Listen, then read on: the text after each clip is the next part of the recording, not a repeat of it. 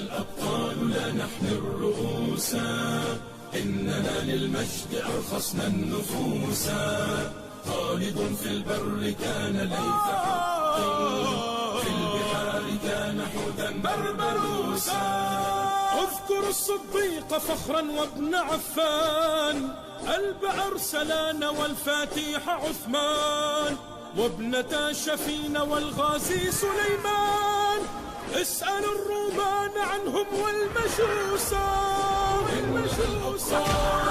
إننا الأبطال إننا الأبطال لا نحمل رؤوسا نحمل رؤوسا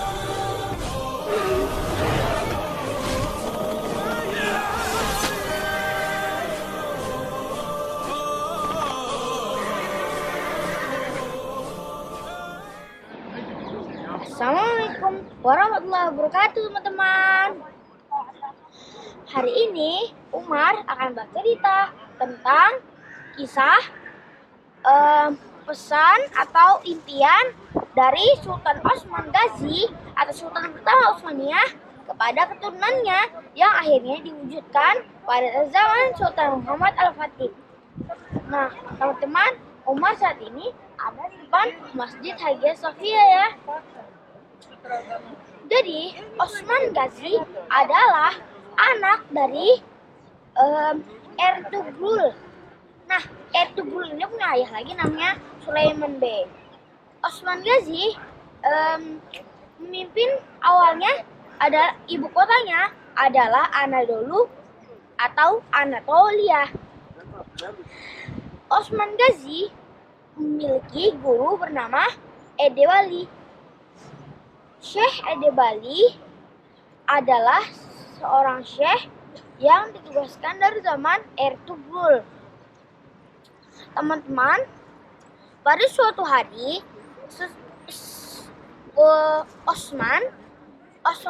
Sultan Osman Ghazi bermimpi. Jadi teman-teman, dari sinilah impian Osman dimulai sampai diwujudkan zaman Sultan Muhammad Al-Fatih. Waktu itu Sultan Osman bermimpi dia sedang berhadap-hadapan dengan Syekh Edebali. Lalu dari dada Syekh Edebali keluarlah sebuah bulan. Bulan itu kemudian berubah menjadi sebuah pohon yang sangat besar menaungi hampir seluruh dunia. Saat itu buah-buah yang ada di pohon itu tiba-tiba berubah menjadi pedang dan menjadi semua kota di dunia. Dan yang paling banyak pedang menuju ke Konstantinopel atau sekarang berubah menjadi Istanbul. Kemudian terakhir setelah itu dia pun melihat pohon dan kota-kota itu berubah menjadi sebuah cincin. Terus dia mengambil cincin itu dan saat dia memakainya dia pun terbangun dan dia pun menafsirkan bahwa maksudnya dia akan menaklukkan Konstantinopel. Maka dia pun berusaha menaklukkan Konstantinopel, hanya saja dia tidak berhasil. Dan anak-anak dan keturunannya mewarisi impiannya itu. Sultan Osman Ghazi akhirnya meninggal dan digantikan oleh Sultan Orhan Ghazi. Sultan Orhan Ghazi pun meluaskan wilayahnya sampai lumayan besar dan akhirnya juga meninggal. Digantikan Sultan Murad I yang dia dijuluki Ghazi Hunkar atau pemimpin veteran ya teman-teman. Nah, dia ini menaklukkan wilayah-wilayah yang belum sempat ditaklukkan oleh Sultan Orhan Ghazi dan Sultan Osman Ghazi. Dan Sultan Murad I ini ibunya adalah Nilufer Hatun dan ayahnya seperti sultan sebelumnya yaitu Sultan Orhan. Di zamannya dia juga menghadapi pemberontakan dua saudaranya yaitu Ibrahim dan Halil. Sampai akhirnya dia pun berhasil mengalahkan keduanya. Akhirnya dia meninggal saat perang Kosovo. Sebenarnya dia sudah menang, walaupun tidak ikut dalam perang itu sebenarnya. Tapi dia dibunuh oleh salah satu orang yang Kristen yang bilang mau masuk Islam, mau menyalangi dia, tapi malah dibunuh. Selanjutnya, setelah Sultan Murad I akhirnya meninggal, Sultan Murad I digantikan oleh Sultan Bayazid. Sebenarnya harusnya bukan Sultan Bayazid ya teman-teman, tapi kakaknya. Tapi karena kakak-kakak ini sudah meninggal dalam perang Kosovo dan perang-perang yang lain, jadi akhirnya Bayazid I pun menggantikan dia. Tapi Sultan Bayazid saat itu berperang melawan seseorang yang sebenarnya orang Islam juga, tapi dia itu sedikit kejam ya teman-teman. Namanya adalah Timur Leng. Nah, Timur Leng ini keturunan dari Genghis Khan dari Mongol. Dialah yang menghancurkan dinasti Abbasiyah, itu dinasti Islam sebelum dinasti Utsmaniyah. Bayezid I berperang melawan Timur Leng hingga akhirnya dia pun ditangkap dan dipenjara sampai dia pun meninggal. Nah, saat itu keadaan Turki Utsmani sudah mulai lemah dan konflik. Tapi ada seorang yang akhirnya menduduki tahta, yaitu Sultan Muhammad I Khan.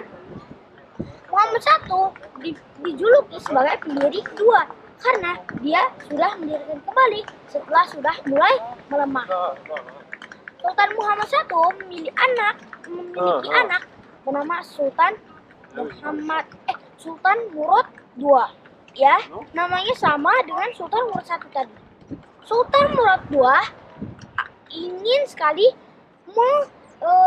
melakukan impian Osman, yaitu menaklukkan kota Istanbul atau Konstantinopel ini. Oh ya teman-teman, di zaman Sultan Murad I tadi itu ibu kotanya udah pindah dari Anatolia menjadi ke Edirne. Tulisannya Edirne teman-teman. Jadi ibu kotanya sekarang Edirne. Nah, Sultan Murad II menciptakan sebuah sekolah rahasia bernama Enderun. Nah, Enderun ini nantinya akan dipakai oleh Sultan Muhammad Al-Fatih untuk menaklukkan Konstantinopel atau Istanbul teman-teman. Sultan Murad akhirnya menduduki tahta sampai beberapa tahun. Nah, saat itu Sultan Murad juga mendirikan banyak sekolah dan maristan. Maristan itu kayak rumah sakit ya teman-teman. Nah, akhirnya Sultan Murad II pengen beribadah dan fokus untuk beribadah kepada Allah. Akhirnya dia pun meninggalkan tahta untuk pertama kalinya. Dan akhirnya diduduki oleh anaknya bernama Muhammad atau Mehmet dalam bahasa Turki. Mehmet II. Oh iya teman-teman, Umar lupa menceritakan Mehmet I tadi, Muhammad I itu julukannya Celebi ya, Celebi. Atau ya Umar lupa namanya ya, nanti mungkin bisa dicari. Nah, akhirnya Sultan Muhammad Al-Fatih yang waktu itu menduduki tahta saat masih muda, akhirnya dilengsarkan karena adanya perang Varna yang akhirnya para pasha atau menteri memutuskan memanggil Sultan Murad kembali dan agar menduduki tahta karena Sultan Muhammad atau Mehmet II dianggap masih terlalu kecil dan tidak bisa menghadapi koalisi musuh ya. Jadi Sultan Murad memimpin pasukan menghancurkan pasukan musuh di Varna. Setelah itu beberapa tahun kemudian Sultan Murad pun meninggal dan setelah itu dia digantikan oleh Sultan Muhammad Al-Fatih atau Muhammad II Celebi.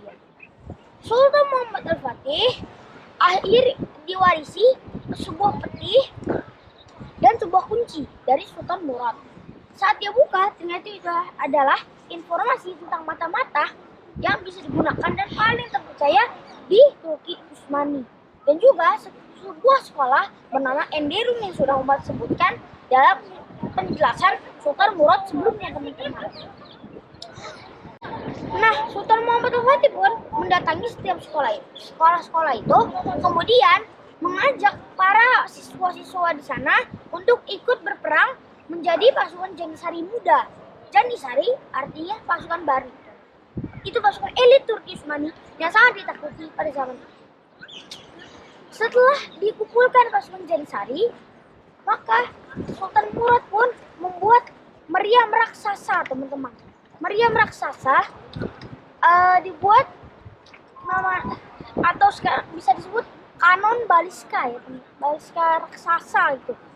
Nah, lalu akhirnya setelah 50 berapa hari kalau nggak salah 53 hari pengepungan, akhirnya Konstantinopel pun takluk pada 29 Mei 1453.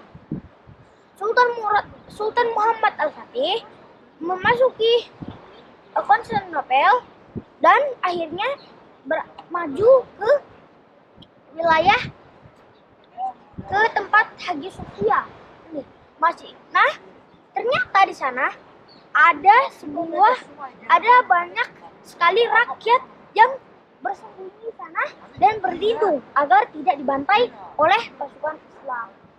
Sultan Muhammad Al-Fatih pun menenangkan mereka dan memanggil orang-orang yang sudah mengungsi ke tempat-tempat lain untuk biar kesini lagi dan menjamin keamanan mereka. Dan saat itu Patriark Konstantinopel adalah Gennadios Skroladios. Dia pun terkagum kepada Muhammad Al-Fatih. Lalu akhirnya Sultan Muhammad Al-Fatih meninggal saat ingin berperang. Tapi tidak diketahui Sultan Muhammad Al-Fatih ingin berperang kemana. Karena Sultan Muhammad Al-Fatih tidak mengatakannya saat mengajak prajuritnya untuk berangkat. Bahkan Sultan Muhammad Al-Fatih pernah berkata, jika ada sehelai jenggotku mengetahui rencanaku sebelum waktunya, maka aku akan membakarnya secepatnya. Nah, setelah Sultan Muhammad Al-Fatih meninggal saat berjalan ke tempat perang, orang-orang Kristen Katolik terutama di Roma atau yang dipimpin oleh Taus sangat bergembira atas meninggalnya Sultan Muhammad Al-Fatih yang sangat ditakuti. Padahal awalnya Sultan Muhammad Al-Fatih sangat diremehkan karena dia masih muda. Dan Sultan Muhammad Al-Fatih ini digantikan oleh Sultan Bayazid II. Jadi hikmahnya adalah kita harus mempercayai kata-kata Allah dan kata-kata Rasulullah. Karena apa yang dikatakan oleh Allah atau Rasulullah pasti terjadi. Dan juga teman-teman, kita harus pantang menyerah seperti yang dilakukan oleh keturunan Osman dan Osman sendiri. Seperti itu ya teman-teman. Jangan lupa like, comment, dan subscribe. Assalamualaikum warahmatullahi wabarakatuh.